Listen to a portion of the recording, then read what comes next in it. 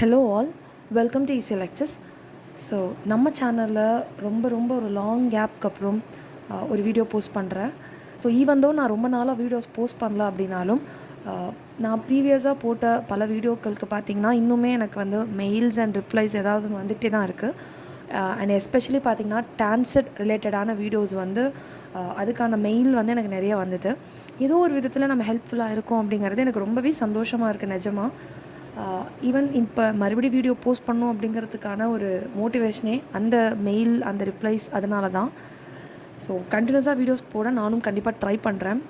So இப்போ நான் என்ன சீரீஸ் ஆஃப் வீடியோ ஸ்டார்ட் பண்ணலாம் அப்படின்னு இருக்கேன்னா, என்னால் ஒரு டாபிக் ஃபுல்லாக எக்ஸ்பிளைன் பண்ணி போடுறதுக்கான டைம் வந்து இப்போதைக்கு இல்லை. பட் ஸ்டில் காம்படிட்டிவ் எக்ஸாம்ஸுக்கு ஃபோக்கஸ் பண்ணுற மாதிரி இனிஷியலாக ஸ்டார்ட் பண்ணலாம் அப்படிங்கிறது தான் என்னுடைய இது. ஸோ என்னுடைய பார்ட்லேருந்து நான் என்ன பண்ணலாம் அப்படின்னு இருக்கேன்னா, இம்பார்ட்டண்ட் டாபிக்ஸ், அதில் இருக்கக்கூடிய important key points and short notes and formulas இதை போஸ்ட் பண்ணலான்னு இருக்கேன். ஸோ இந்த மாதிரி ஃபார்முலா ரிவிஷன் வீடியோஸ் இந்த மாதிரி போஸ்ட் பண்ணுறது பார்த்திங்கன்னா உங்களுக்கு கண்டிப்பாக இப்போ வரக்கூடிய டான்செட் எக்ஸாமுக்கு ரொம்பவே யூஸ்ஃபுல்லாக இருக்கும். அண்ட் அதுக்கப்புறம் இருக்கக்கூடிய தமிழ்நாடு லெவலில் இருக்கக்கூடிய நிறைய காம்படிட்டிவ் எக்ஸாம்ஸ்க்கு வந்து ரொம்பவே யூஸ்ஃபுல்லாக இருக்கும்.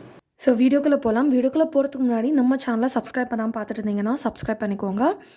அண்ட் இன்றைக்கி நம்ம பார்க்க போகிற டாபிக் என்னென்னா BJT, that is bipolar junction transistor.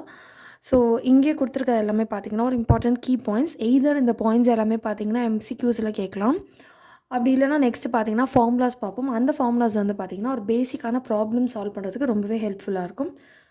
So இதெல்லாம் பார்த்திங்கன்னா ஸ்டாண்டர்டான ஒரு புக் ரெஃபர் பண்ணி தான் நான் கலெக்டிவாக கொடுத்துருக்கேன். ஸோ பிஜேடி அப்படிங்கிறது ஒரு கரண்ட் கண்ட்ரோல் டிவைஸ். அதில் பார்த்திங்கன்னா டோப்பிங் லெவல் எதில் ஹையஸ்ட்டாக இருக்கும்னா எமிட்டரில். அண்ட் பார்த்திங்கன்னா நெக்ஸ்ட்டு வந்துட்டு அதோடைய மோட்ஸ் ஆஃப் ஆப்ரேஷன் ரிலேட்டடாக கொடுத்துருக்கேன். ஸோ மோட்ஸ் ஆஃப் ஆப்ரேஷன்னா 3 மோடு இருக்கும். Saturation, cut off, active and reverse ஆக்டிவ்னு ஒன்று இருக்கும். So emitter junction, collector junction, இது ரெண்டுமே ஃபார்வர்ட் பயாஸ்டாக இருந்தால் சேச்சுரேஷன், அண்ட் ஆல்சோ ரெண்டுமே ரிவர்ஸ் பயாஸ்டாக இருந்தால் கட் ஆஃப் மோடில் ஆப்ரேட் ஆகும். ஸோ சேச்சுரேஷன் மோட் அப்படிங்கிறது என்னென்னா ஆன் ஸ்விட்ச் அந்த மாதிரி. பட் ஆனால் கட் ஆஃப் மோட் அப்படிங்கிறது ஆஃப் ஸ்விட்ச். ஸோ ஆஃப் ஸ்விட்சாக இருக்கிறப்போ என்ன ஆகும்னா ஹை ரெசிஸ்டன்ஸ் இருக்கும். ஸோ இது வந்து பேசிக்காக நமக்கு தெரிஞ்ச விஷயம் தான். ஜங்ஷன், கலெக்டர் ஜங்ஷன் ரெண்டுமே பார்த்திங்கன்னா ஃபார்வர்ட் அண்ட் ரிவர்ஸ் பயாஸாக இருக்குது அப்படின்னா அப்போ அது ஆக்டிவ் மோடில் ஒர்க் ஆகுதுன்னு அர்த்தம். அப்போ பார்த்திங்க அப்படின்னா டிரான்சிஸ்டர் ஆக்ஷன் நடக்கும், அதாவது ஆம்ப்ளிஃபையராக ஒர்க் ஆகுதுன்னு அர்த்தம். ஸோ நெக்ஸ்ட்டு பிஜேடி ரிலேட்டடாக இருக்கக்கூடிய இம்பார்ட்டன்ட் ஃபார்முலாஸ் எல்லாம் பார்க்கலாம்.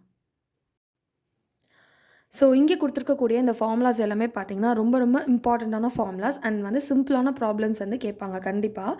ஸோ இந்த ஃபார்முலாஸ் எல்லாமே தெரிஞ்சிருந்துச்சு அப்படின்னா உங்களுக்கு வந்து ஈஸியாக நீங்கள் ப்ராப்ளம்ஸ் வந்து சால்வ் பண்ணலாம். So collector current in transistor, that is IC is equal to beta IB plus 1 plus beta into IC naught. So beta அப்படிங்கிறது என்னன்னா common emitter modeல இருக்கக்கூடிய current gain. Then beta is equal to IC divided by IB. Then current gain of common base, அதாவது common emitter மோடில் beta இருக்க மாதிரி common base மோடோடைய current gain பார்த்தீங்கன்னா alpha is equal to IC by IE. So இந்த alpha beta calculate பண்ணுறதுக்கான formulas வந்து கண்டிப்பாக ஞாபகத்தில் வச்சுக்கோங்க. அண்ட் இதுக்கான ரிலேஷன்ஷிப் இந்த ஃபார்முலா ஞாபகத்தில் வச்சுக்கோங்க. சம்டைம்ஸ் இந்த ஆல்ஃபா கொடுத்து பீட்டா ஃபைண்ட் அவுட் பண்ண சொல்லுவாங்க, இல்லை பீட்டா கொடுத்து ஆல்ஃபா ஃபைண்ட் அவுட் பண்ண சொல்லுவாங்க. ஸோ இந்த ஃபார்முலாஸ் கண்டிப்பாக ஞாபகத்தில் வச்சுக்கோங்க. Alpha is equal to beta divided by 1 plus beta and beta is equal to alpha divided by 1 plus alpha. So current gain of common collector gamma, இது வந்து எப்பவுமே வந்து கொஞ்சம் ரேராக கேட்கக்கூடிய ஃபார்முலாஸ் தான். பட் கலெக்டிவாக கொடுக்குறப்போ இதையும் கொடுக்கணும் அப்படிங்கிறதுக்காக நான் கொடுத்துருக்கேன். So gamma is equal to 1 plus beta is equal to 1 divided by 1 minus alpha. ஓகேவா? ஸோ இது இல்லாமல் பார்த்தீங்கன்னா ஏர்லி இஃபெக்ட் அப்படிங்கிற ஒரு கான்செப்ட் இருக்குது பிஜேடி பொறுத்த வரைக்கும். அதுவும் ஒரு இம்பார்ட்டண்டான டாபிக்.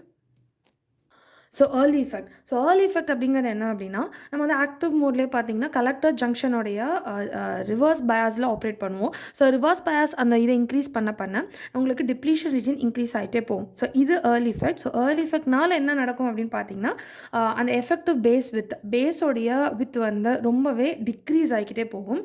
அதே நேரம் கரண்ட் கெயின் ஆஃப் பீட்டா பார்த்தீங்கன்னா இன்க்ரீஸ் ஆகிட்டே போகும். ஸோ இந்த ஏர்லி இஃபெக்ட்னால என்ன எஃபெக்ட் இருக்கும் அப்படிங்கிறது பார்த்தீங்கன்னா ஒரு இம்பார்ட்டண்ட்டாக ரிப்பீட்டடாக கேட்கக்கூடிய ஒரு MCQ கொஸ்டின். ஸோ வீடியோட எண்டுக்கு வந்தாச்சு. ஸோ இந்த வீடியோவில் நம்ம பிஜேடி ரிலேட்டடாக இருக்கக்கூடிய important key points and formulas வந்து பார்த்துருப்போம். ஐ திங்க் இந்த வீடியோ வந்து ஒரு குட்டி ஃபார்முலா ரிவிஷன் வீடியோவாக இருக்கும் நம்புகிறேன். அண்ட் எல்லாருமே மோஸ்ட்லி வந்து டான்செட் எக்ஸாம் ப்ரிப்பேர் பண்ணிட்டுருப்பீங்க. I think this is the last week of your preparation for TANCET. So என்னுடைய குட்டி டிப் என்ன அப்படின்னு சொல்வேன்னா, அட்லீஸ்ட் பிஃபோர் 3 டேஸ்க்கு முன்னாடியாச்சும் நீங்கள் வந்து புதுசான டாபிக்ஸ் படிக்கிறத ஸ்டாப் பண்ணிடுங்க. Minimum 3 days. நான் என்ன கேட்டேன்னா 1 வீக் முன்னாடியே ஸ்டாப் பண்ணிடுங்கன்னு சொல்லுவேன். But that's okay. At least before 3 days முன்னாடியாச்சும் இம்பார்ட்டன்ட் டாபிக்ஸ் மட்டும் பாருங்கள். 3 டேஸ்லேருந்து நியூ டாபிக்ஸ் எதுவுமே பார்க்காதீங்க. பிகாஸ் அது வந்து உங்களுக்கு ஏதோ ஒரு கான்ஃபிடென்ஸை வந்து கம்மி பண்ணும். இன்னும் நிறையா இருக்குது நம்ம படிக்கிறதுக்கு அப்படின்னா. ஸோ ஆல்மோஸ்ட் நீங்கள் சிலபஸ் வச்சு எல்லா டாப்பிக்குமே ஒவ்வொன்றா கவர் பண்ணிட்டு வருவீங்க இல்லையா? ஸோ அதுலேருந்து பார்த்தீங்கன்னா இந்த மாதிரி ஃபார்முலா கீ பாயிண்ட்ஸ் வந்துட்டு ஒரு A4 ஷீட்டோ இல்லை வந்து ஒரு தனி நோட்டோ போட்டு ஒரு இம்பார்ட்டன்ட் ஃபார்முலாஸ் எல்லாத்தையுமே தனியாக டாபிக் பை டாபிக் நோட் பண்ணிகிட்டே வாங்க. ஸோ தட் ஃபைனலாக அந்த 3 டேஸில் அந்த லாஸ்ட் டேலலாம் பார்த்தீங்கன்னா அந்த important key points and formulas வந்து திருப்பி பார்க்குறப்போ உங்களுக்கு ரொம்பவே ஹெல்ப்ஃபுல்லாக இருக்கும். அண்ட் எக்ஸாம் டென்ஷனையும் கொஞ்சம் குறைக்கும். தேங்க்யூ ஃபார் வாட்சிங். அண்ட் இந்த வீடியோ உங்களுக்கு பிடிச்சிருந்துச்சு அப்படின்னா லைக் பண்ணுங்கள், உங்கள் ஃப்ரெண்ட்ஸுக்கும் ஷேர் பண்ணுங்கள். And subscribe to EC Lectures. Thank you for watching.